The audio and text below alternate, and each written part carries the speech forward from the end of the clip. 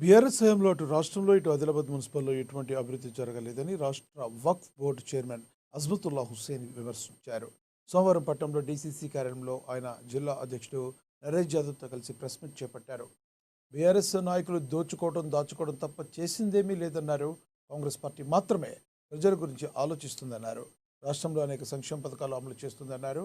ఇక అటు ఆదిలాబాద్ మున్సిపల్ పీఠాన్ని కాంగ్రెస్ పార్టీ కైవసం చేసుకుంటుందని నరేష్ యాదవ్ ధీమా వ్యక్తం చేశారు.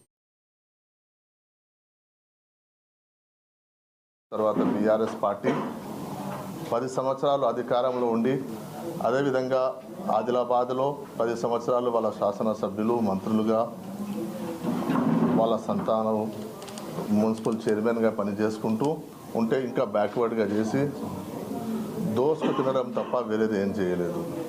ఓన్లీ పైకే అభివృద్ధి తప్ప కాంట్రాక్టర్లకు పైసలు కట్టడం వాళ్ళకు ఇవ్వడం ఆ పనులకే పరిమితం ఈ 10 సంవత్సరాలు తప్ప వేరేది ఏం జరగలేదు ఆదిలాబాద్లో. అందుకే కాంగ్రెస్ పార్టీ ప్రభుత్వం రేవంత్ రెడ్డి గారి నాయకత్వంలో రాహుల్ గాంధీ గారి ఆశీర్వాదంతో కాంగ్రెస్ ప్రభుత్వం ఇది చేతల ప్రభుత్వం. దీనికి ఒక ఉదాహరణ, కాంగ్రెస్ పార్టీ అధికారంలో రాకముందు 6 గ్యారంటీలతో మీ ముందుకు వచ్చాము. అధికారం రాగానే మొట్టమొదటి సంవత్సరం ఆడిట్లో 5 గ్యారంటీలు మేము ఫుల్ఫిల్ చేయడం జరిగింది.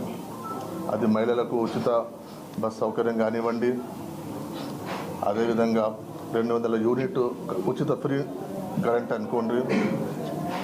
గత 9-10 సంవత్సరాలు బీఆర్ఎస్ హయాంలో పేద ప్రజలకు ఉపయోగపడే రేషన్ కార్డులు కూడా ఇవ్వలేని ప్రభుత్వం బీఆర్ఎస్ ప్రభుత్వం ఉండే. కాంగ్రెస్ ప్రభుత్వం రాగానే 9 లక్షల పైచిలకు రేషన్ కార్డ్స్ ఈరోజు పేద ప్రజలకు ఇవ్వడం జరిగింది. 49 వాళ్లకు 36 నుంచి 38 స్థానాలు కాంగ్రెస్ పార్టీ కైవసం చేసుకుంటుందనేసి